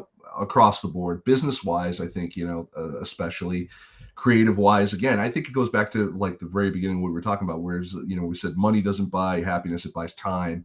You said it buys this. I think the pandemic also, to some degree, bought some people some time to sit there and look at what they wanted in their lives. And now when they have people that say, oh, they don't want to work or they don't want to this or they don't want to that, without getting political about it, I think that some people realized the time value proposition of their life. I think especially anyone who lost anyone during the pandemic realized, what the fuck am I doing? I could be doing something I love instead of doing something I don't. Oh yeah. And, and I'm a man of a certain age. Not that any of that 3,000. stuff No, really, I'm okay. It's just kidding. not that any of that stuff really bothers me or anything, but I look at some of the decisions I made in my life and where I've gone. I've got some great stories. I've got some great stuff, but I'm not done yet, and I'm not where I want to be yet. Um, I think writing is going to be a good conduit to putting me to where I want to be. Because it's not even about money. Money's great because with money I could help pay some more bills and fix up the house and all that fun stuff. But really, for me, it's more about I want to tell compelling stories that people enjoy. I want people to say, "Hey, I thank you for that." That's all. Like, I enjoyed that. That was really nice. Those characters, they look like they had a lot of fun in there. Something like that. I don't care. I just want to put something out, put a smile on someone's face, or if it's horror, has the proper response. Romance, same. If money comes, I hope it does. There's things you can do, obviously, to make chances of that better. Some people have suggested, Kickstarter, Patreon, Kindle, Vela, obviously, Whatever Wattpad, options. stuff, Yeah, whatever yeah. option. There's a lot out there, and I think that's another reason why too, for someone who's entering into this business at the level I'm at, is there's a steep learning curve really Mhm. quick of just like, okay, you've done a lot of writing, but you've never tried to ostensibly sell your writing before in this particular way and to an audience. So here's 8,000 ways you can do that. You go ahead and just decide which one you're going to do. And, you do what a little research you can. And, because in my case, I'm impatient. I want to get this out as quickly as possible because my brain tells me to. Because apparently if I don't get it out immediately, something's going to happen to it and it will get lost forever. And actually, I think there's a absolute PTSD of that happening. That happened to me in high school. I wrote 4 books in high school, full-length novels. And I actually wrote about this experience in a book I finished writing the past year. But it was written in school, so they only let you keep them on the discs that they had at school. And so I said to the lady, I said, look, the computer teacher, who was just not even a computer teacher, she was there basically the equivalent of like just a butt in a chair. She taught other things in school that had nothing to do with computers. She was just the teacher who had a free period. Yep. So no disrespect to her, nice lady. I remember her. Not, she was very, very nice, but like all teachers, they follow the rules. Blah blah blah. So I said, look here, I got this disc. I said, I'd like to, can I bring in a disc or can I take this home and make a backup, or can I bring in another disc of mine to back this up or whatever? No, I'm sorry, we can't have you bring in any discs from outside the thing, outside the classroom. We can't have you take it home, blah, blah, blah. It's all, school property, blah, blah, whatever. Came in like a week later, disc wasn't reading. And I lost 4 books off of that. Now, were they good? That's not even up for me to decide, but it was 4 books. It was a lot of work. It was my entire high school career, basically, of work. And so I think now there's probably something inside of me that says, when you finish something, get it out immediately before something bad happens to it, which is ridiculous too, because I have backups of stuff. So it's not like that's going to happen again. I learned that lesson real quick, but I'm sure that like in the back of my mind, there's something that goes, you got to do it. You got to get it out there. Mrs. Whitehouse is gonna lose your stuff again. I don't even remember if that was her name. There was an English teacher named Mrs. Whitehouse. I can't remember if that was her. If that wasn't. Hi, Mrs. Whitehouse. If you're still alive, it's nice to come on the podcast. Hey, listen, man. It's been a long. Yeah. Most of my teachers. It's been 20 years. 20 something years. Most of my teachers are still alive. Most of them. Crazy. Yeah. I don't know. I look at sometimes. Yeah. It was funny. I realized like a couple years gone by, we never got in. No, we didn't have our high school reunion. Like, I talked to other people recently who went to school with me the year before me, had their high school reunion, their 20th, and the year after me had their 20th. It's like we just said, fuck it. Well, so I didn't get a 20-year high school reunion either, although it'd be. So for me, because I'm from Ontario in Canada, I live in Alberta in Canada. I've lived such a very different life than most people have. I remember I was going on a trip from London to Toronto, and I was in like one of those travel vans to go to the airport instead of driving. It's because they're sweet, they're really sweet. So this couple from London gets on there, and I just listened to them talk about stuff. And I remember these conversations when I was a kid, and I was like, I have no context for this person anymore. I've seen so much, done so much that I can't even. Like I'm like this feels almost like I went back in time. Like that's how far away. So if I went to my high school reunion, there would be people more financially successful than I am. But I would almost guarantee almost none of them have lived as interesting a life as I have, because I've done all kinds of crazy shit. Right? There's nothing wrong, by the way. Again, I am a very unique kind of crazy. But how do I put that in context? Oh, there's Joe. There's Joe saying Mr. something. Joe. I thought of better ones now. There we go. No, you're absolutely right. I mean, I actually sat down a couple of weeks ago with a guy I went to high school with my freshman year, and one of the oh, good. I'm sure Joe's opinion of me has gone out the window at this point, but no. Are you kidding? He's been part of my therapy sessions too. He tells you I do this to people all the time. Don't worry about it. But you know what? No. So I sat down with this guy that I went to high school with. He was my freshman year in high school, and we sat down recently. And one of the things that was funny to me was when he said something akin to, like, he goes, "Yeah, I've checked in every so often on you." He goes, like, really hard not to, because once you started like rubbing elbows with like filmmakers and people in the industry that I actually like know and respect, it was kind of hard to not like see where you were.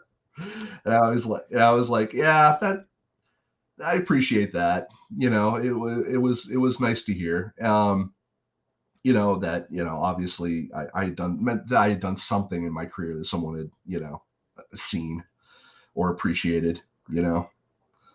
So for me, like my high school, I guess I didn't get a high school reunion, but the night I won the Aurora, someone actually posted that I won the Aurora in like the high school's like Oh, that's Facebook great. page, That's right? awesome. Yeah, it was actually a really cool little thing because I have friends from high school that still follow me. So the night I won the Aurora, I just put it out. I took a picture of it because part of me still couldn't really believe it. I won. And I got all these congratulations from them. But the thing I remember the most about that is, okay, having someone like Fonda Lee congratulate me is actually like, okay, wow, right? Yeah. That's like a moment where it's just like, okay, wow, that's big. But but the other thing about it too was I had this opportunity to go. So I see it in my high school thing. Someone Yeah. actually shared it there, and I'm seeing all these like holy shit, like kind of moments there because I accomplished something that like a lot of people never would have imagined. Here I am accomplishing shit that no one ever seen and done. It's like I remember that I was like, that was a cool moment. It was the second coolest thing, and I only joined that board by the way for one reason. And this was the reason. I had a teacher, a green English teacher. His name was Mr. Sharp. He actually, I wrote my first book in high school. I still actually have my first book in high school. Man, was I a cocky asshole when I was in high school. But that's another thing altogether. But he actually read my books. But he's on the internet, and his name is M Sharp. Do you know how many Sharps there are in a phone book? Like just yeah. It's just like, does anybody know how to find him? Was my question. So that was the other thing too. A friend of mine, someone from London knew him, and they go, yeah, okay, actually, and this was the coolest moment. And it was, yeah, he's proud of everything you've done. It's like, what That's else can great. I? Yeah, what else can I? What else can I have? Right? Give me. I Well, mean, to yes. some degree, your success is a reflection of Oh yeah, their career choice. yeah. Because they took their time in their life to do this as a career, to mold your brain and your whatever to do what you did, and then your success kind of almost like inversely becomes their success. It's just you want to see someone succeed too. I mean, I've helped people too, and I love it when they succeed. Yeah, It's an awesome thing. It's an it awesome does feel moment. great. Yeah, Yeah, it's an absolutely. awesome moment. It's an Yeah. awesome There was moment. nothing more I love more than when I was dealing with filmmakers and helping a first-time filmmaker and then watching them go on to make a second film. And because I was dealing almost exclusively with independent filmmakers, you have to understand that didn't happen often. No, it's For hard. every 1,000 filmmakers I interviewed or talked to, 2 or 5 maybe would like go out and make either another movie or go on to some other additional level of success. The majority of them just went home and refinanced their mortgage. Well, yeah, Or because it's a movie is a miracle. It's yeah, legitimately a miracle. I've been on film sets before. I've worked on film sets before. yep, It's such a collaborative work, and yeah, so many things have to go right. It yeah, is one of those. A movie is like a combination of a warehouse job and construction. That's what it yeah, is. It's like literally that's what it is. It's a combination of and creation, right? And yep, you have all these people that may or may not work out, and you got like a budget and you have an insurance pain in the fucking ass, right? And then you have, depending on who you are and the pressures you have the headaches that come with it too, yeah, right? yep. And so to make even one is one hell of a feat. Like It's great. honestly. Yeah. Yeah, And yeah, yeah. yeah, and yeah, Joe's absolutely right. There's my biggest experience in LA was the never ending parade of 2 weeks. Yeah, 2 weeks. We'll meet again in 2 weeks.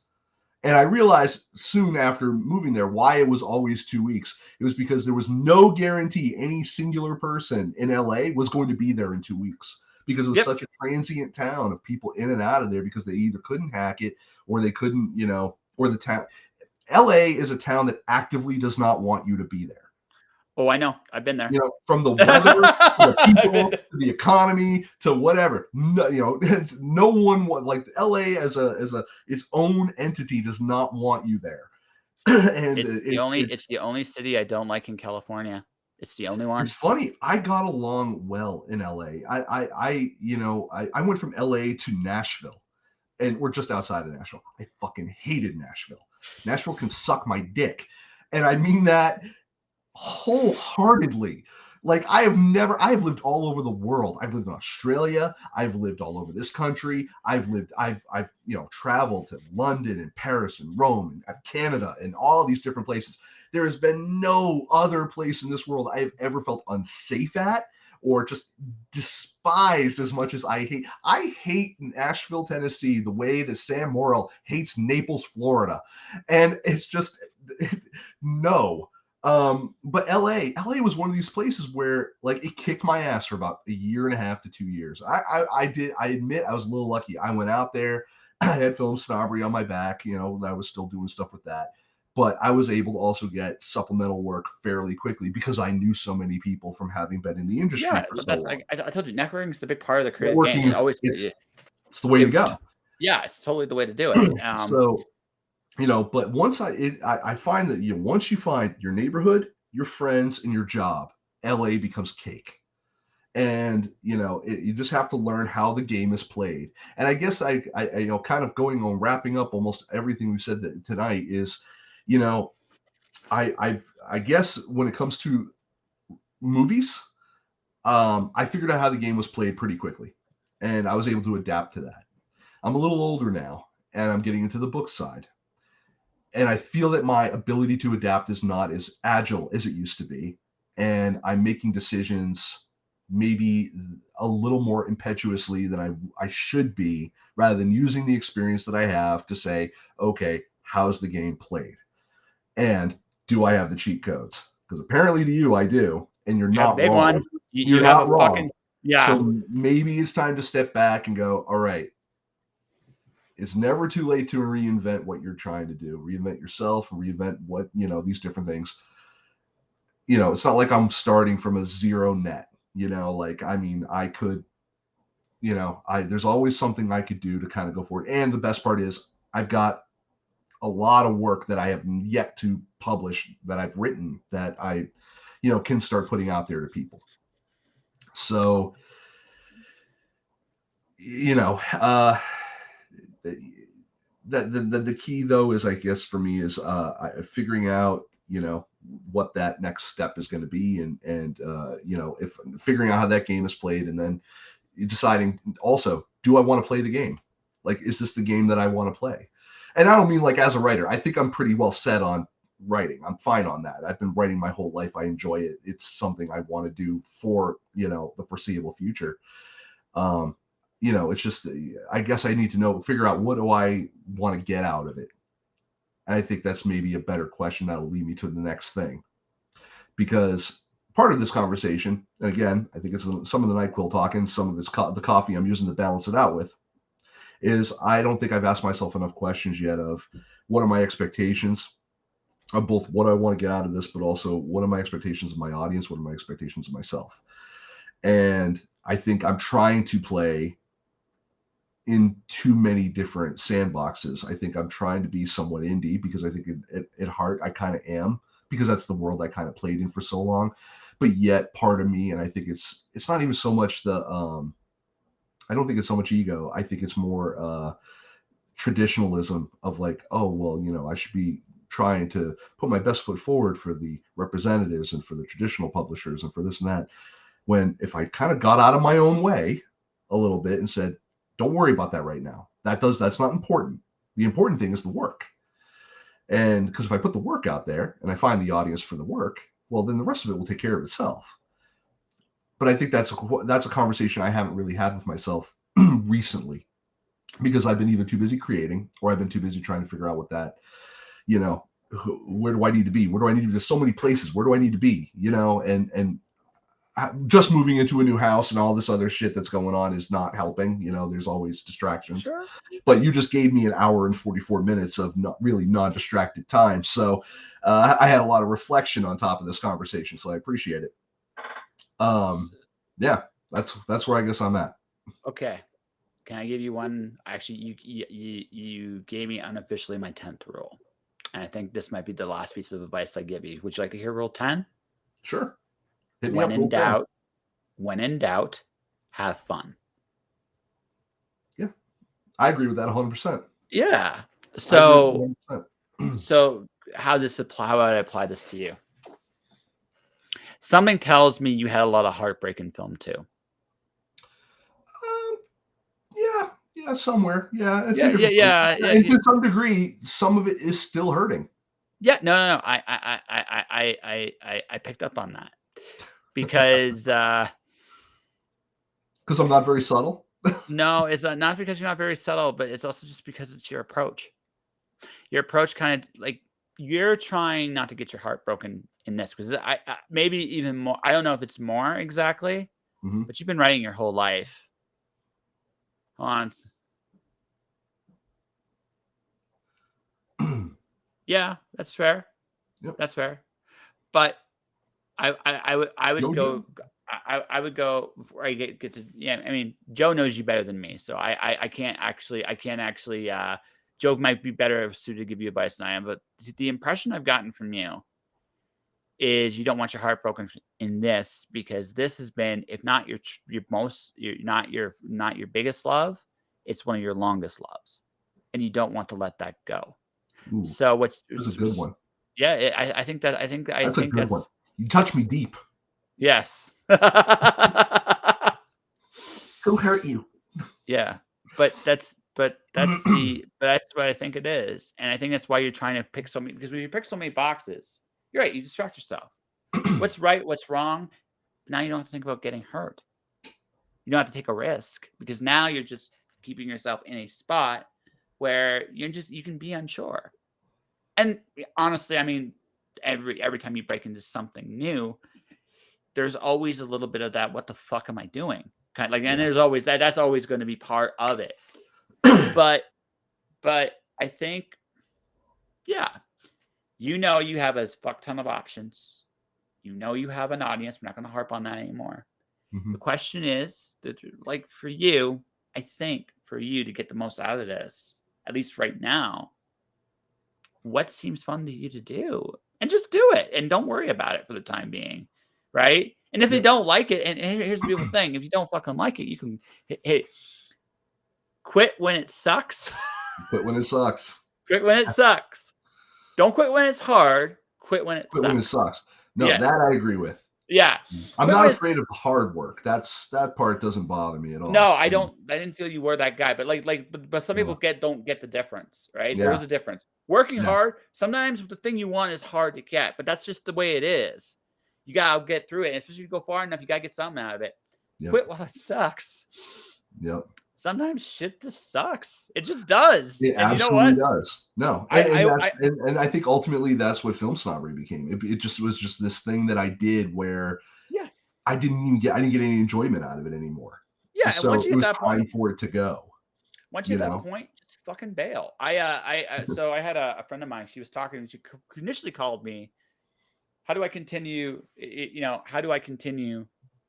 And that's fair, Joe. That is totally fair. Totally fair.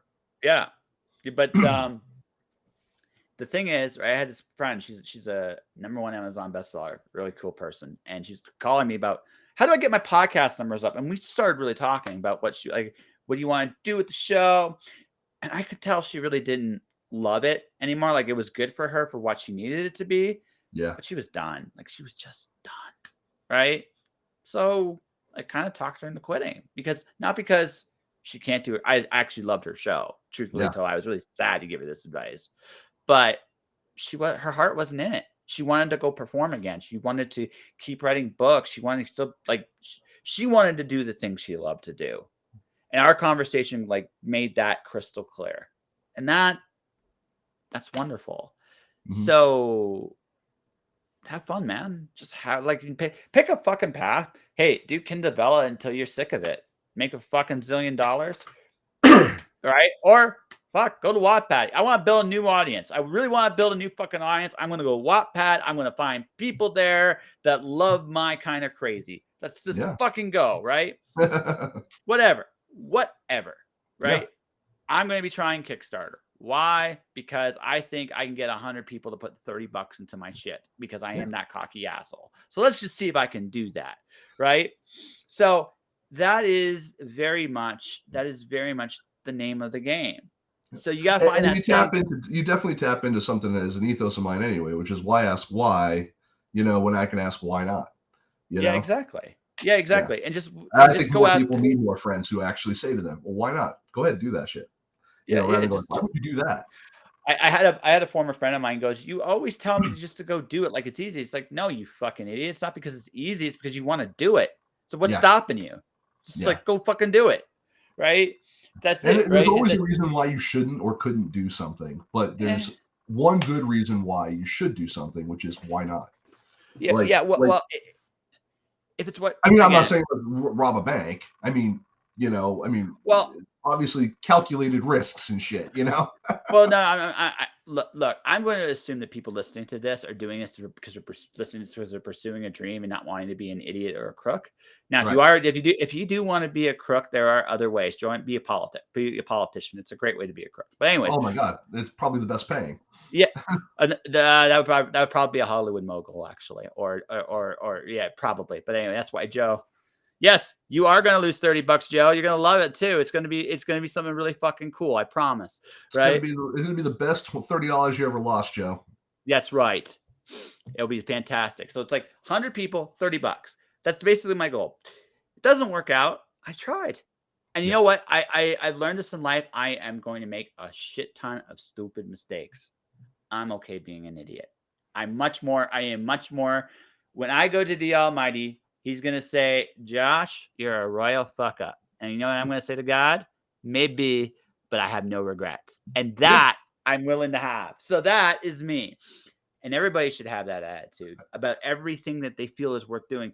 Fear is the door to what you really want. And people need to go and see those fears and walk it through.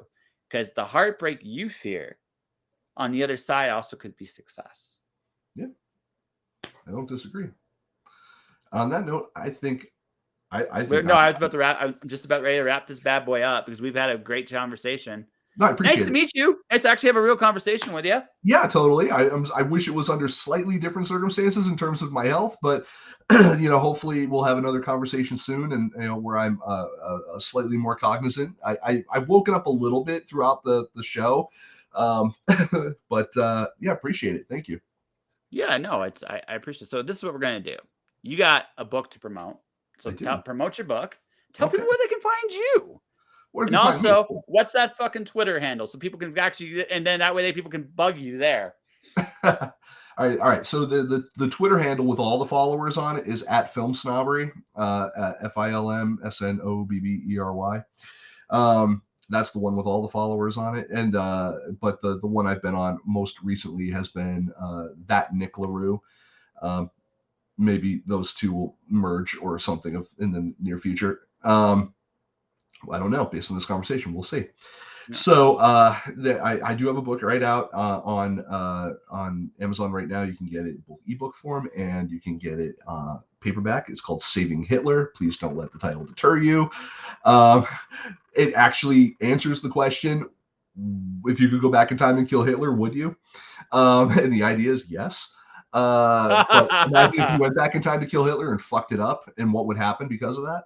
So that's kind of what the ethos of it is. And so there's that. I also have 3 stories out right now on Kindle Vella that are up there for free. I'll be adding more shortly. I actually have them all written. I'm just editing them right now.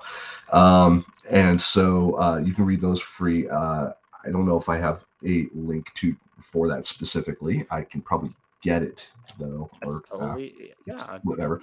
So so Kindle Vella, you can find me as Nicholas Larue there. That's my author. You can, I think, also get my stuff. Let's see. I'm also on all the other normal places, Goodreads and all that kind of stuff. Let me think. What else? Saving Hitler is free on Kindle Unlimited right now, so there's that. And also, um, I have an author page on Facebook, facebook.com/, I believe it's that Nick Larue, but let me just double check because I'm tired and I didn't. Author Nick Larue. That's what it is. Okay. Author Nick Larue with so it's NICLARUE.